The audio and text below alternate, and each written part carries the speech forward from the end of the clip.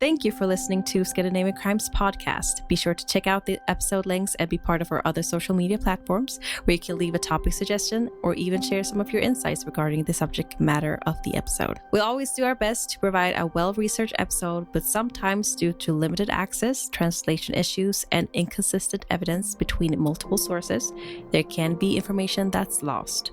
It is therefore good to do your own research and get a deeper understanding of a case of your own interest. So with that all said, let's start today's episode.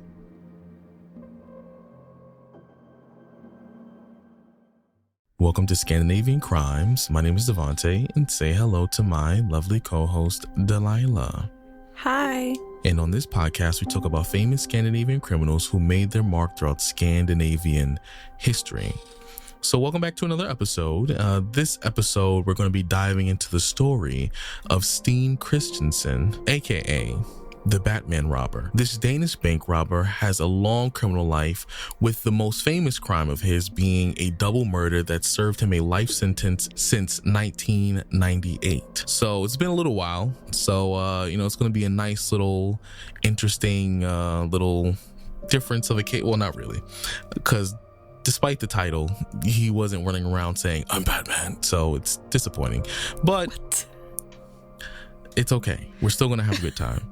So you already know what I am going to say.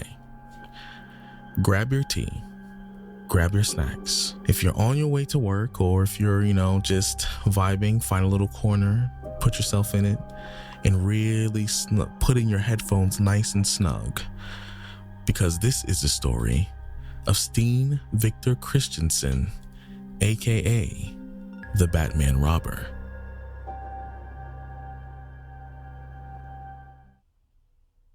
Steen Victor Christensen, born on October 9th, 1964, has had a criminal career that spans several decades and is marked by significant violence. His criminal life began in 1986, driven by mounting debt from lavish lifestyles together with compulsive gambling addictions.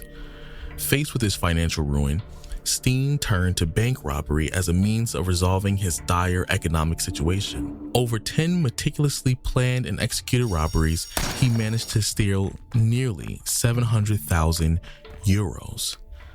Despite his ability to evade fatal violence, his criminal activities were often brutal, leading to a trail of fear and trauma among his victims. Steen later earned his nickname, the Batman robber, after wearing a Batman cap during a 1992 robbery. By 1992, Steen's criminal activities caught up with him, though. He was sentenced to 12 years in Salile prison for 95 different offenses that included numerous robberies and hostage taking. His criminal record also consists of a rape of a 22-year-old female bank assistant whom he took hostage and tied to a desk before assaulting her. However, his time in prison did little to deter his criminal behavior. Instead, Steen continued his illicit activities behind bars by engaging in drug dealing. His involvement in the drug trade led to an additional 3 years on his original sentence, further entrenching him in a cycle of crime. In September 1997, Steen applied for prison leave. Despite the police's strong recommendation to deny his request due to his criminal history, the Director of Correctional Services overruled this advice and granted him temporary leave. This decision became a critical misstep. Steen chose not to return to prison as required. Instead, he seized the opportunity to escape. He fled Denmark and made his way to Finland, where he would continue his criminal pursuits, setting the stage for even more violent and worse crimes. After fleeing Denmark, Steen made his way through Sweden and eventually arrived in Finland. With him, he had a gun and 50,000 Danish kroner. There, he settled into an apartment in Helsinki and attempted to live under the radar. However, when his money ran out, his criminal activities continued unabated. On the night of Wednesday, October 22nd, 1997, just before 2:30, Steen executed a brazen robbery at the Hotel Palace located by the South Quay. Armed with a gun, he confronted the hotel receptionists, forcibly binding their hands and feet. With 6,690 finished marks in his possession, he made his escape and headed back to his apartment, which was approximately a kilometer away from the hotel. As Steen made his way back, he became aware of an approaching emergency police vehicle. To avoid capture, he took a detour through the Ulalina district. His attempt to evade the police came to an end when he was stopped at an intersection by a patrol car manned by officers Entero Paulo, age 32, and Edo Holsti, age 56. The officers, unaware that Steen was armed, requested his identification. As one officer went back to the patrol car to check for further details, the other remained with Steen. Seizing the opportunity, Steen drew his gun and demanded that the officers get on the ground. When forced to their knees, in a swift and deadly assault, he fired 5 shots. The first shot struck Officer Edo in the back of the head, killing him instantly. Officer Entero, who had not yet reached the ground, was shot twice, with one shot hitting him in the back and the other in the head. The other 2 additional shots fired missed the officers completely. Following the brutal murders, a major police manhunt was launched. The same day, the authorities released a blurred surveillance image and a composite sketch of the suspect to the public, hoping to generate leads. The investigation quickly zeroed in on the apartment where the suspect had left behind crucial evidence, including the murder weapon, discarded clothing, and a photograph that resembled him. On the morning of Saturday, 3 days after the murders, the police released a photograph along with a detailed description of the fugitive, Steen, who had traveled by train approximately 100 kilometers north of the town of Hämeenlinna. This information was disseminated to the public in the hopes of accelerating the search for him. A crucial tip from the local pharmacist played a key role in this search. This information guided the police to the Sokos Hotel, Vakuna Tavastahus, where Steen had checked in using an alias, Kim Anderson. By the time the authorities arrived, he had already slipped out through the back exit. The police acted quickly, and just 200 meters from the hotel, they successfully apprehended Steen without any further confrontation. Upon his arrest, Steen immediately revealed his true identity, marking the end of his brief but intense flight from justice. After his arrest, Steen was placed in custody and underwent a thorough 3-week forensic psychiatric evaluation at Nuuvaniemi Hospital in Kuopio. During this assessment, he was diagnosed with a personality disorder and deemed unpredictably violent, highlighting his dangerous nature. Steen's trial began in January and concluded in May 1998 at the Helsinki District Court. The court sentenced him to life imprisonment, reflecting the severity of his offenses.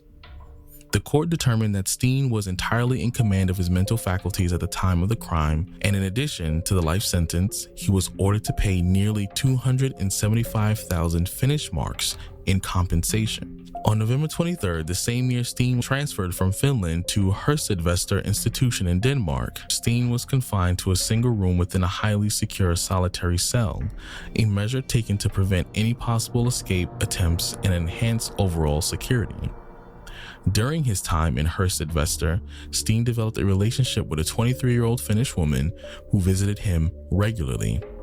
Their bond deepened over time, and she eventually became pregnant. In February 2000, the couple married in a ceremony conducted by the prison chaplain. During this period, Steen voiced complaints about his near-total isolation in Herstedvester. Steen, through his defense lawyers, Peter Hjorn, sued the Ministry of Justice and Correctional Service, arguing that the prison conditions were inhumane and violated the European Convention on Human Rights. Steen faced restrictions on visits and interactions with other prisoners. Additionally, the staff monitors him more closely than other inmates. Peter argues that all this could disturb Steen's mental health. Initially, his challenge was dismissed by the High Court. However, in October 2001, the Supreme Court intervened, asserting that it was the responsibility of the court to thoroughly examine whether such extended isolation was warranted. On August 3, 2000, Steen's solitary confinement was lifted, and he was relocated to an open ward to accommodate another inmate, Peter London. This move marked a shift in his imprisonment conditions, reflecting a reorganization within the facility. In 2001, Steen was transferred to the state prison in Delila, continuing his incarceration under different circumstances. By 2003, after a detailed review, the court concluded that the correctional service had not acted inappropriately in Steen's case. This ruling affirmed that the measures taken were within the bounds of legal and procedural standards. In later years, Steen has been requesting parole time. The Eastern High Court is currently tasked with determining whether Steen should be granted parole. In February 2021, the court in Glostrup denied his release, a decision that Steen has since appealed to the High Court. This marks his second attempt at parole since 2017. Previously, in June 2017, the court in Glostrup also refused his conditional release following warnings from the Council of Medical Examiners and the Correctional Service. In response to the double murder committed by Steen, the Danish Correctional Service took action by instituting stricter policies for granting prison leave. These new regulations were designed to address the heightened security risks posed by inmates with a history of violence, ensuring more control over their movements and activities. The implementation of these measures underscored the severity of Steen's actions and the necessity for increased vigilance when managing high-risk prisoners.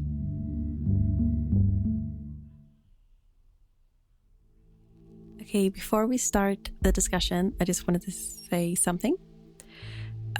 So I wrote the script first, and afterwards I found an interview, or more like an article by City, posted the same year as Steen got sentenced for his double murder in 1998.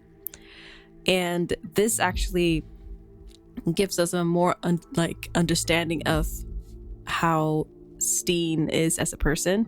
And I guess the script is showcasing how the public view Steen, because it's information that the public have, published. So that's why I just wanted to say that if, it's like a completely different person of how Steen is. And I thought that would be interesting to know some other details of his life.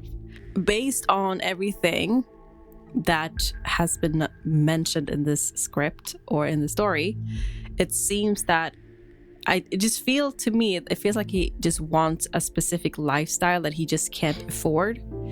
And I feel like he just kind of took the best way out, which is okay, robbery, I get a lot of cash, I can gamble, I can live a free life. Because it all seems very money driven to me, just based on the information that we have received so far. And I also feel like he has this comfort of his criminal life is his comfort, and I feel like that's why he's just keep repeating it. It's an endless cycle of wanting to have a free life or have a specific lifestyle, but also finding comfort in the criminal life, because he'd been going to jail and prison, and he did repeatedly repeating the crimes. And I just wanted to understand why. Why has he just walked into the slope of negative, endless cycle of crime and money, and this obsession of money. So in the interview, they asked about his family, they asked about his past, and he didn't want to talk about it. He felt that, it was very personal, and that's why we don't have a lot of information about his past in general. He just did not want to speak about it. The only thing that we know is he's from Denmark, and obviously he has a criminal history. And we also know that he's very close to his father. He's very close to his stepmother, but he has a huge, I feel like it's hatred against his biological mother. And the biological mother had she was she was an alcoholic, and she was also emotionally abusive, or abusive in general, towards him and the father. And I feel like that's why he just completely, it could be a reason why he just spiraled into the lifestyle he has today. He loves, however, his he loves his father, and he loves his stepmother. There's nothing wrong with them. when the parents divorced when he was 12, his father remarried to the stepmother, and she's been like a wonderful person and been like part of the family since. So he doesn't want to involve the parents, the new family, but he's very open about like talking about how he hates the mother. And we already know how abusive stuff in a younger age can affect somebody's life. And they also, because I don't know. So yeah, I don't really know. Like, to me, it doesn't feel weird that he, like, you know, it's very normal not to be abused, but like have a divorce and everything. But I feel like he just might not have the help that he needed to overcome it. And he just went into the slope of like the negative cycle.